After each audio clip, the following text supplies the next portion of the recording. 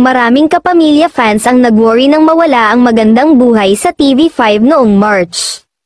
Mula nga noon ay puro replay ang mga episode na pinapalabas sa mga natitira nitong channels, ang Kapamilya Channel at A to Z. Kahit halos 2 buwan na puro replay ay hindi nag-aanunsyo ang ABS-CBN Studios na tatapusin na ang kanilang morning talk show dahil nakaplano raw itong umere sa Jeepney TV simula May 13.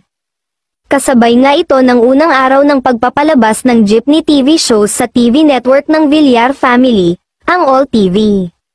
Matatandaang sa naganap na contract signing sa pagitan ng ABS-CBN at AMBS ay inanunsyo nila na mapapanood ang mga programa ng Jeepney TV sa All TV. Naibalita na ring last week na nagbalik na sa taping ang hosts ng programa na sina Jolina Magdangal at Melay Cantiveros. Absent pa si Regine Velasquez Alcacid dahil hindi kinaya ng schedule niya ang pagti-taping uli para sa Magandang Buhay.